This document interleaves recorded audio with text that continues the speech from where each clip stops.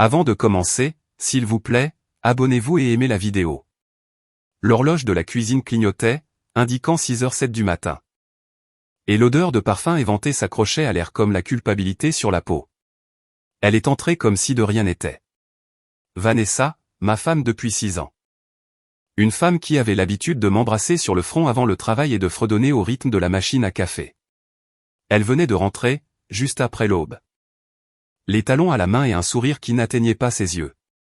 Nuit difficile, ai-je demandé, la voix basse et fragile. Elle m'a regardé comme si j'étais dramatique. Les boîtes de nuit ferment tard, Ryan. Ce n'est pas une retraite spirituelle. Cela a brisé quelque chose en moi. C'est tous les week-ends maintenant, ai-je dit. En me plaçant entre elle et le réfrigérateur. Tu rentres après le lever du soleil, sentant encore l'alcool et la sueur, et je suis censé sourire et supporter ça. Elle a levé les yeux au ciel. Oh, s'il te plaît, ne fais pas comme si tu étais un saint négligé. Tu as toujours été ennuyeux. Ça, c'est juste moi qui vis enfin. J'ai senti une brûlure me monter à la gorge. Vivre? C'est comme ça que tu appelles ça? Disparaître pendant des heures, t'habiller comme une autre, ignorer mes appels. Elle a reniflé, me dépassant. Ce n'est pas ma faute si tu es trop peu sûr de toi pour gérer un peu de vie nocturne. Peu sûr de moi, ai-je répété, les poings serrés contre le bord de la table. Tu disparais sans un mot. Tu m'ignores pendant des jours, tu rentres dans cet état, et c'est moi le problème? Vanessa s'est retournée, croisant les bras comme un juge rendant sa sentence. Tu veux de l'honnêteté? J'ai pressé ma langue durement contre mes dents pour ne pas dire ce que je voulais vraiment. Non pas parce que je la craignais, mais parce que je craignais ce que cela signifierait si j'explosais. Elle a souri avec suffisance. Fini de jouer les martyrs? Où sommes-nous encore dans le chapitre pauvre Ryan de ce feuilleton? Je n'ai pas répondu, non pas parce que je n'avais pas de mots. Mais parce qu'elle n'en était pas digne à ce moment-là. Elle s'est éloignée nonchalamment vers la chambre, criant par-dessus son épaule. Si tu as fini de m'interroger. J'ai 2 heures de sommeil à rattraper. La porte de la chambre a claqué, et le silence qui a suivi était plus assourdissant que n'importe quel cri. Je me suis effondré sur la chaise la plus proche. Les coudes sur les genoux, le front dans les paumes. Ma mâchoire me faisait mal à force de grincer des dents. Mon cœur. Il faisait cette chose étrange où il bat trop fort et trop lentement en même temps. La cuisine était encore sombre. Je n'ai rien jeté. Je n'ai même pas pleuré. Parce qu'au fond de moi, je le savais déjà. Depuis des mois, je me levais tôt, m'habillais en silence. Où personne ne levait les yeux au ciel quand je parlais. Je préparais le café du matin, son déjeuner, même après qu'elle ait cessé de dire merci, je payais les factures. Répondais aux voisins avec des sourires, prétendant que la normalité existait encore dans cette maison. Mais chaque fois qu'elle rentrait en pestant la vodka et le spray corporel à la vanille. Chaque fois qu'elle prétendait avoir juste dansé, quelque chose en moi se fissurait. Et ce matin, il s'est brisé. Elle ne le savait pas encore. Mais ce serait le dernier lever de soleil que nous partagerions dans le même espace en tant que mari et femme. Parce que ce moment dans la cuisine n'était pas la fin. C'était le détonateur. À midi, le soleil se déversait à travers les stores du salon. Réchauffant tout ce qu'il touchait sauf la partie de moi qui croyait encore que nous pouvions arranger les choses. Vanessa a agi comme si de rien n'était. Elle est sortie de la chambre. Fraîchement douchée, enveloppée dans cette robe de chambre bleu marine qu'elle ne portait que le samedi quand elle faisait semblant d'être une femme au foyer. Ses cheveux, encore humides, étaient rentrés derrière ses oreilles. Et elle a eu le culot de fredonner en mélangeant la pâte à crêpes. « Chérie, il nous reste du sirop ?» a-t-elle demandé en regardant dans le réfrigérateur. Elle est entrée 1 minute plus tard, une tasse à la main, agissant comme si nous étions un couple de sitcom entre 2 scènes. « Tu es bien silencieux », dit-elle d'un ton léger. Trop silencieux. Ça va?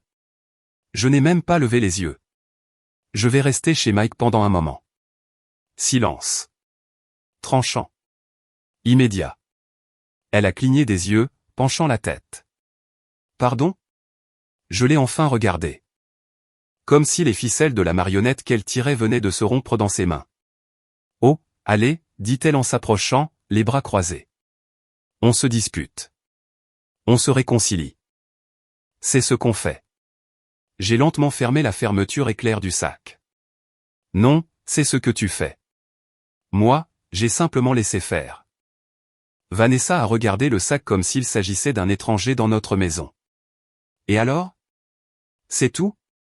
Tu t'en vas, tout simplement. Non, ai-je dit, les yeux rivés sur les siens. Tu es parti il y a longtemps. Je suis juste en train de te rattraper. Elle a ricané, mais je l'ai vu. Le scintillement dans ses yeux, la plus petite fissure dans sa performance. Tu sais quoi? Dit-elle en rejetant ses cheveux en arrière. Va chez Mike. Peut-être que vous pourrez pleurer ensemble dans vos bières sur l'injustice de la vie. Je n'ai pas répondu. J'ai juste jeté le sac par-dessus mon épaule et me suis dirigé vers la porte.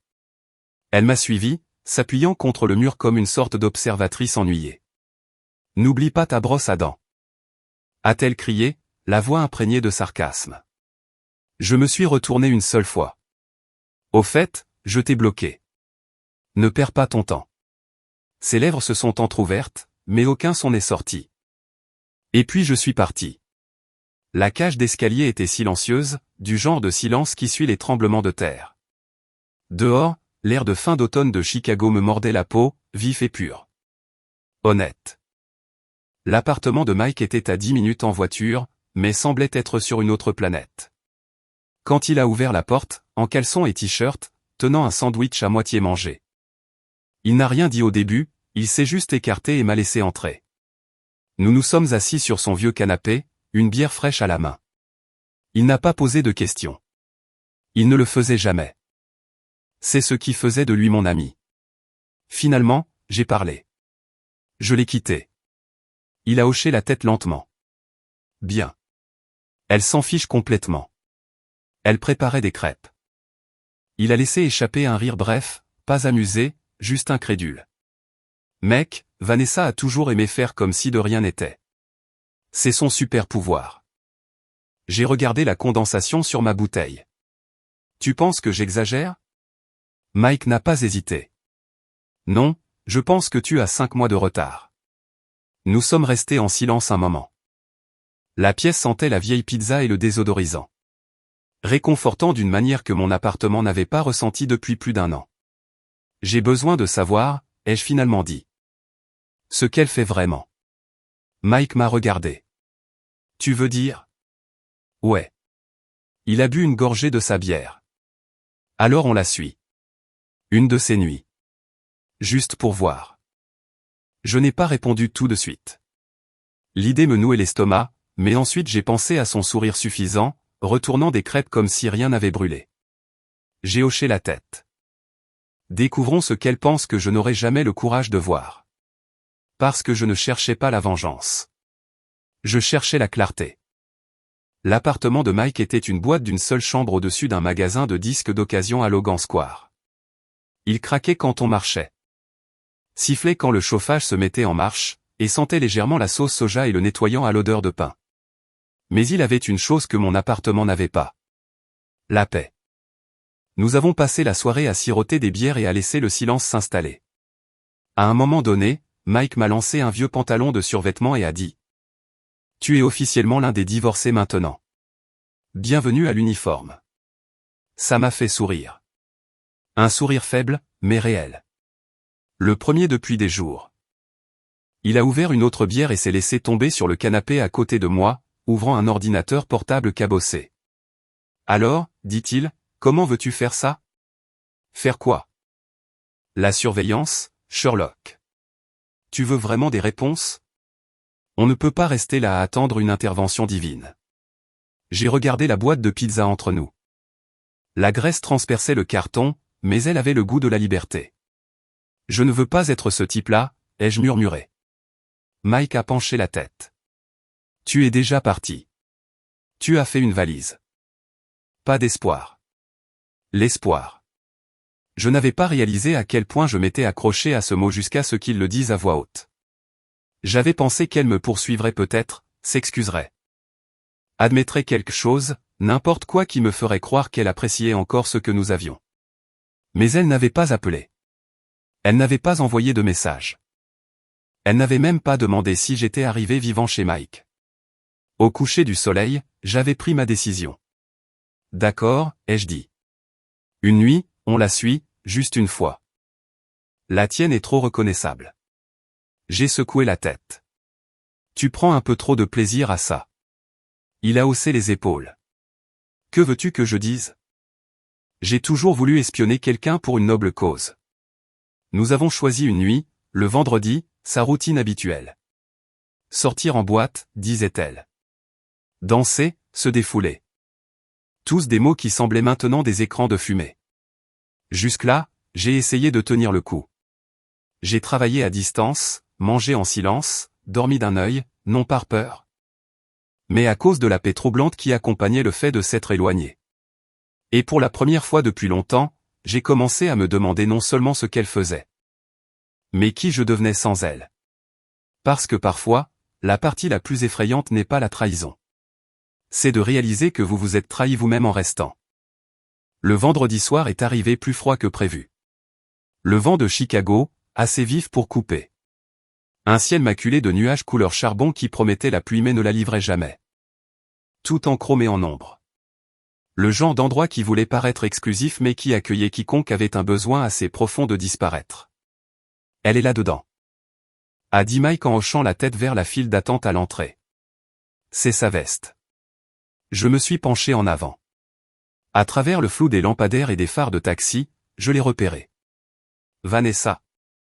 Enveloppée dans cette veste en simili-cuir qu'elle portait pour nos dîners d'anniversaire.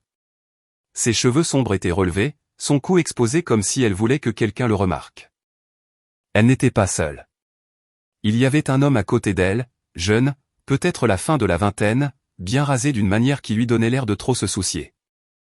La chemise juste assez boutonnée pour montrer une poitrine sculptée à la salle de sport. Il a ri de quelque chose qu'elle a dit, puis lui a touché le bas du dos de cette façon. De la façon dont je le faisais.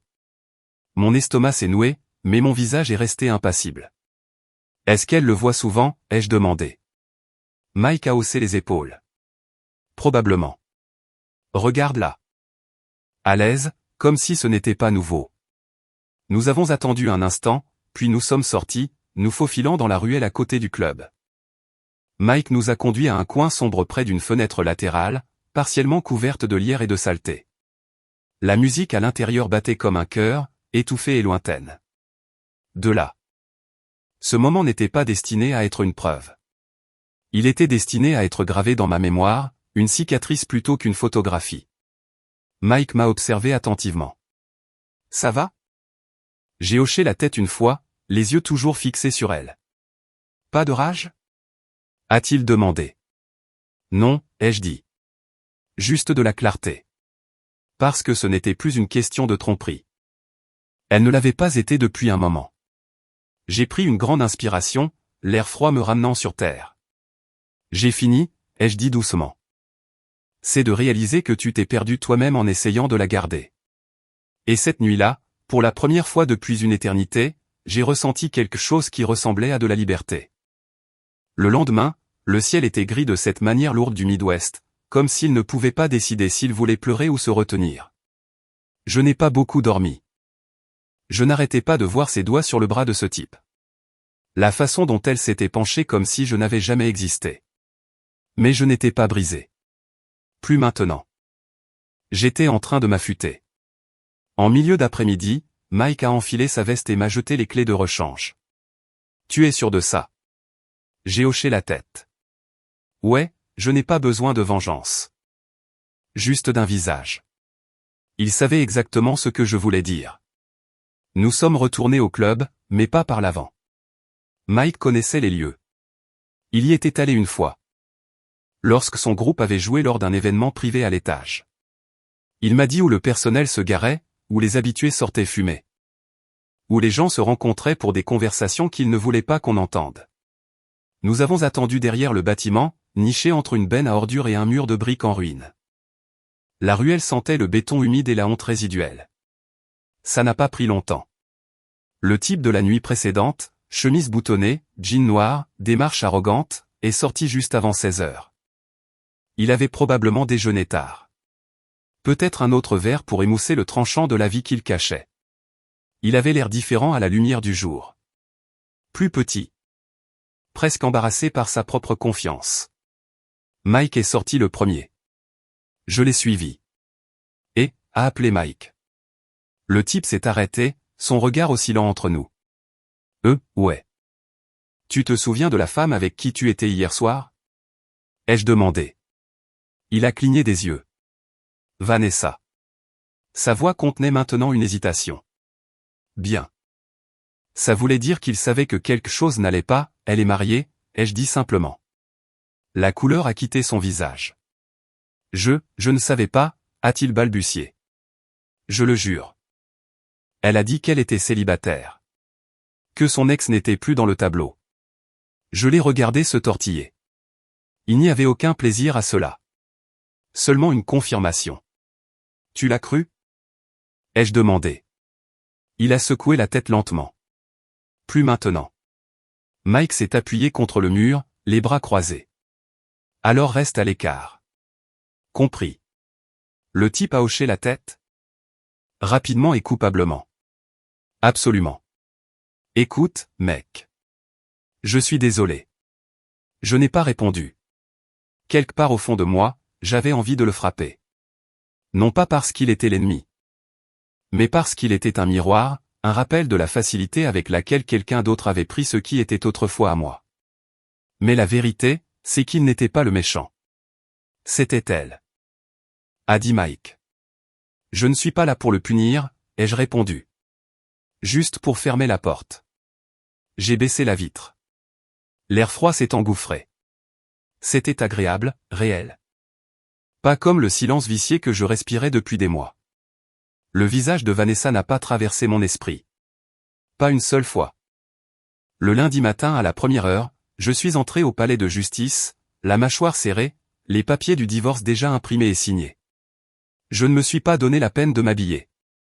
Juste un jean, un sweat à capuche, et un homme qui s'était enfin réveillé d'un mauvais rêve.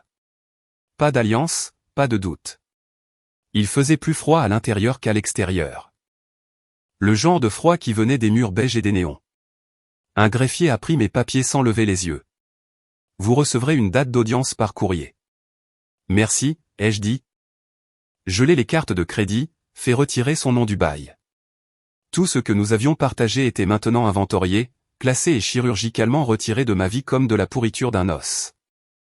Elle a dû le remarquer car c'est là que les SMS ont commencé. Le premier, Vanessa, alors tu fais vraiment ça pour quelques soirées tardives. Je n'ai pas répondu. Puis, Vanessa, waouh. Tu apprécies vraiment ce rôle de victime, hein? Toujours rien. Puis est venu le classique, Vanessa, j'espère qu'elle est plus sexy que moi. Émoticône, clin d'œil. Celui-là m'a presque fait rire. Presque.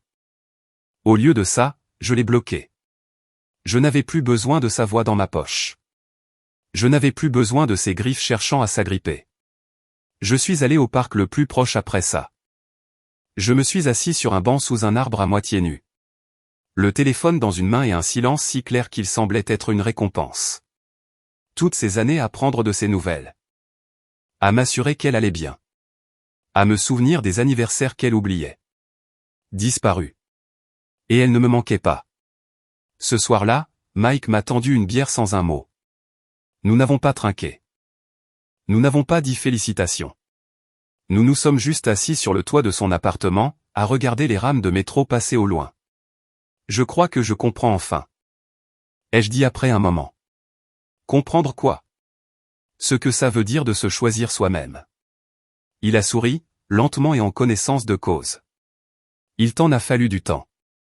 J'ai regardé la ville, la façon dont elle continuait à bouger, peu importe qui vous brisait le cœur. J'ai l'impression que je devrais être plus en colère, ai-je dit. Mais je ne le suis pas. Un deuil qui n'avait pas besoin de crier. Une douleur qui ne suppliait pas d'être vue. Juste un homme libéré du poids de faire semblant. Et pour la première fois depuis une éternité. Je ne me demandais pas qui j'étais pour elle. Je me demandais qui je pourrais être sans elle. Et c'était une meilleure question. Mike avait toujours été le genre de gars qui ne mélangeait jamais ses mondes. Les amis dans un panier, la famille dans un autre, le travail dans un troisième. Alors? Quand il a mentionné que sa cousine passait ce soir-là, je n'y ai pas beaucoup pensé. Nous étions de retour sur le toit. Même chaise pliante, même table gluante de bière. Même vent traçant son chemin sur les briques avec cette acuité de fin d'automne. J'aimais être là-haut. Quelque chose dans l'ouverture rendait les choses moins lourdes. Elle est cool, a dit Mike en ouvrant une bière. Tu vas l'aimer. Ne sois juste pas bizarre. J'ai haussé un sourcil. Quand suis-je jamais bizarre? Il m'a jeté un regard. Ryan? Tu dis encore pardon quand tu bouscules des mannequins. Juste. Puis j'ai entendu sa voix avant de la voir. Waouh, cet endroit n'a pas changé depuis le lycée, a-t-elle dit. Son ton était léger avec juste assez de mordant pour faire comprendre qu'elle remarquait tout. Ellie. Elle a franchi la porte du toit comme si celui-ci lui devait de l'argent. Confiante? Les yeux vifs, et complètement imperturbable face aux meubles rouillés ou à la playlist douteuse de Mike. Ses cheveux mi-longs bouclaient légèrement aux pointes. Et sa veste en cuir semblait avoir des histoires à raconter. Ellie, Ryan. Ryan, Ellie, a marmonné Mike en faisant un geste avec sa bouteille. Elle m'a jaugé du regard. Ni impoli, ni flirtant. Bière à la main, la ville respirant autour de nous. Il était facile de parler à Ellie, humour peint sans rire, langue acérée, mais pas cruelle. Elle posait de vraies questions.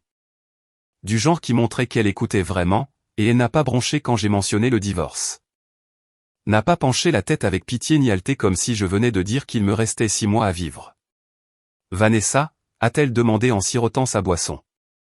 Celle qui poste des selfies filtrés et des légendes vagues du genre les hommes sont tous des sales astérisque le mercredi. Je me suis étouffé avec ma bière. Ouais, ai-je toussé. C'est elle.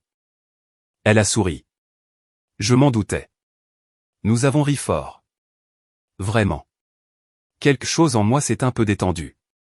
Elle s'est penchée en avant, les coudes sur les genoux. Alors, et maintenant? Quel est le grand plan de Ryan? Je l'ai regardé, la ligne d'horizon derrière elle, l'espace en moi qui avait autrefois été rempli de peur.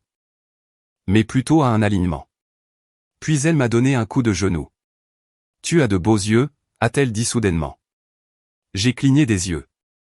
Pardon? Tes yeux. Honnête. Comme s'il ne savait pas mentir. J'ai dégluti, détourné le regard. Ils en ont trop vu ces derniers temps. Ellie s'est penchée en arrière.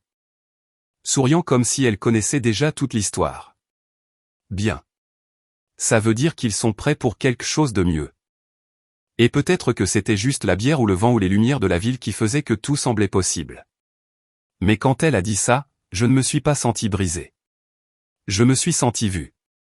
Pas comme le mari de Vanessa, juste moi. Et ce fut la première nuit depuis des mois où je n'ai pas rêvé de ce que j'avais perdu. J'ai rêvé de ce qui pourrait suivre. Le jeudi suivant. Ma date d'audience était fixée. Mes papiers étaient en ordre et mon cœur, étonnamment, ne tremblait pas à l'idée de tout remettre. Ce n'était pas un triomphe que je ressentais, c'était une clôture. Une expiration nette après avoir retenu ma respiration bien trop longtemps. Ce matin-là, Ellie est passée chez Mike, tenant 2 cafés et arborant le même regard qu'elle avait sur le toit. Regardant la vapeur. Je dois juste les déposer. Officiellement. Elle a bu le sien, les yeux par-dessus le couvercle. Tu veux du renfort? J'ai cligné des yeux. Tu veux venir avec moi? Je veux voir le cirque. J'ai ri, un son bas et incrédule. Tu prends trop de plaisir à ça. Elle s'est penchée d'un air conspirateur. Tu as passé des années à marcher sur des œufs autour d'une femme qui ne remarquerait même pas si tu saignais. Rendons la journée d'aujourd'hui éducative. J'ai marqué une pause. Puis j'ai hoché la tête une fois. D'accord, mais pas de verre jeté, pas de drame. Ellie a levé la main comme si elle prêtait serment. Croix de bois, croix de fer. Nous avons conduit en silence, mais ce n'était pas le genre de silence lourd. C'était celui qui contenait des choses, un respect mutuel, une mission partagée. Peut-être même un peu d'électricité qu'aucun de nous n'avait encore le courage de nommer. Quand nous nous sommes garés devant l'appartement que j'appelais autrefois ma maison, Ellie m'a regardé. Ça va? Étrangement, oui. Rendons ça inoubliable, a-t-elle dit en ouvrant sa portière. Je l'ai suivie. À l'intérieur, rien n'avait changé. Les mêmes comptoirs en faux marbre. La même auréole de tasses de café sur la table de la salle à manger. La même odeur de lessive à la lavande et quelque chose de plus doux en dessous. Le parfum de Vanessa, écœurant et étudié. Et la voilà, Vanessa, perchée sur la coudoir comme un tableau suffisant, flanquée de deux de ses amis. Je les ai reconnus vaguement. L'une était la blonde qu'elle appelait toujours pendant les disputes. L'autre, un visage plus récent, le téléphone collé à la main. Elles ont ri quand nous sommes entrés. Pas un rire chaleureux. Mais une arme. Le genre destiné à vous rabaisser avant même que vous ne parliez. Tiens, a traîné Vanessa. Le mari prodigue est de retour. Quoi? Je te manque déjà? Ses amis ont gloussé. Ellie s'est mise à côté de moi mais n'a pas parlé. J'ai tendu l'enveloppe. Qu'est-ce que c'est? A demandé Vanessa, souriant toujours. Les papiers du divorce. Ai-je dit. Signé, déposé. Définitif. La pièce s'est tue, juste un instant de trop. Puis Vanessa a ricané. Tu es sérieux? Tu crois que ce petit défilé te donne l'air fort? Je n'ai pas répondu. Elle s'est levée, a croisé les bras. Tu as l'air ridicule, à traîner ta conquête ici pour m'impressionner. Je n'ai toujours rien dit. Le sourire suffisant de Vanessa avait disparu. Ses amis ne riaient plus. La blonde a cligné des yeux.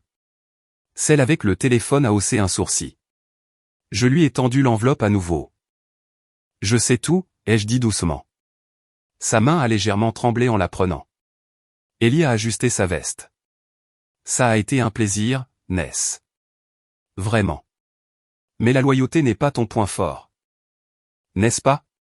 Puis nous nous sommes retournés et je n'ai pas regardé en arrière. Dehors, le froid m'a giflé les joues, mais je l'ai à peine remarqué. Et pour la première fois depuis le début de toute cette histoire, j'ai ri fort, sans filtre, sans peur. Parce que ce baiser n'était pas seulement pour elle. Il était pour moi. Ellie a glissé ses mains dans les poches de sa veste et s'est tournée vers moi. Tu es sûr que ça va? J'ai hoché la tête lentement. Oui. Je pensais que ça ressemblerait à un enterrement. Elle n'a même pas eu l'air surprise. C'est ça, le truc avec les gens qui manipulent les autres, a dit Ellie, sa voix plus douce maintenant. Ils ne croient jamais que tu vas vraiment partir.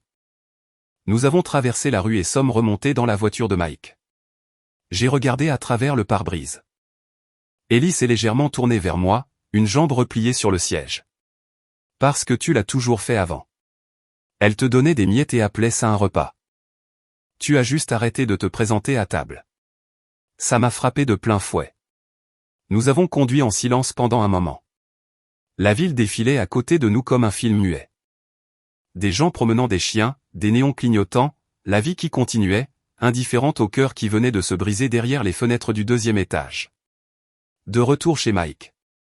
Tu as réinitialisé toute la dynamique du pouvoir en 5 secondes. Je suis efficace comme ça. Il y a eu une pause. Quelque chose de calme s'est installé entre nous. Pas de tension. Pas de gêne, mais quelque chose de plus proche de la prise de conscience. Le genre que l'on ressent quand une ligne est franchie et que personne ne se précipite pour la redessiner. Je l'ai enfin regardé. Vraiment regardé. Pourquoi es-tu venu aujourd'hui? Elle a cligné des yeux mais n'a pas détourné le regard. Parce que j'ai vu trop de bons hommes rester enterrés dans de mauvaises histoires. Tu étais presque l'un d'entre eux. J'ai dégluti difficilement. Tu aurais pu simplement dire non. Tu aurais pu rester en dehors de ça. J'aurais pu, a-t-elle dit, mais regarder quelqu'un retrouver sa voix, c'est un spectacle qui vaut la peine d'être vu. Je l'ai regardé. Nous avons ri tous les deux, et c'était le genre de rire qui n'avait pas besoin de traduction. Plus tard cette nuit-là, après son départ, je me suis assis seul près de la fenêtre. Tenant une tasse de déca et regardant les toits sombres. Et tout ce à quoi je pouvais penser, c'est que ce n'était pas seulement une femme qui me trompait. C'était le temps que j'avais laissé faire. Mais plus maintenant. La laisse était coupée. La porte était fermée. Et pour la première fois depuis ce qui semblait une éternité, l'homme dans le miroir m'a regardé avec fierté. Pas de colère. Pas de regret, juste de la paix. Je ne m'attendais pas à l'appel. Une semaine s'est écoulée et j'avais enfin commencé à respirer sans ce poids. J'avais recommencé à dormir toute la nuit. À vraiment goûter mon café du matin, pas seulement à le boire parce que la routine l'exigeait. Ellie et moi étions sortis de nouveau, cette fois sans le drame. Pas d'ombre en forme de Vanessa planant au-dessus de nous. Juste deux personnes partageant un toit et un rire qui n'avaient pas besoin d'être mérités. Et puis mon téléphone a sonné. Numéro masqué. J'ai fixé l'écran, le pouce planant sur le bouton de refus. Mais quelque chose en moi, peut-être la curiosité, peut-être la dernière braise de ce qui était, m'a fait répondre. Allô. Une pause. Puis sa voix. Ryan. Vanessa. Le nom a résonné comme un fantôme à mon oreille. Je n'ai rien dit. S'il te plaît, a-t-elle dit rapidement. Ne raccroche pas. J'avais juste besoin de te parler. J'ai gardé ma voix neutre. Il n'y a plus rien à dire. Elle a reniflé. Je sais. Je sais que j'ai tout gâché. C'est juste que je ne pensais pas que tu irais vraiment jusqu'au bout. La voilà. La confession, non pas de regret, mais d'incrédulité. Pas qu'elle m'ait fait du mal. Juste que j'ai enfin arrêté de la laisser faire. Je n'ai pas appelé pour me disputer, a-t-elle continué, la voix brisée. C'est juste que, j'ai fait une erreur, une grosse erreur. Et je le vois maintenant. Tu me manques. Le silence s'est étiré entre nous. J'ai entendu sa respiration se couper comme si elle attendait une bouée de sauvetage. Mais je n'avais plus rien à lui lancer. Je ne te déteste pas, Vanessa, ai-je finalement dit. Elle a expiré, presque soulagée. Mais je n'ai plus besoin de toi non plus. Ça a frappé plus fort que prévu. Elle a sangloté doucement à l'autre bout du fil. Tu es passé à autre chose si vite. Non, ai-je dit. J'ai juste arrêté de rester immobile. La ligne est restée ouverte quelques secondes de plus avant qu'elle ne murmure, s'il te plaît, reviens. On peut arranger ça. J'ai regardé autour de l'appartement. Mike était sorti pour la soirée. L'écharpe d'Ellie était encore drapée sur le dossier de la chaise. L'odeur de plat emportait encore chaude dans l'air. Je me suis regardé dans le reflet de la fenêtre, les épaules droites, les yeux clairs, et j'ai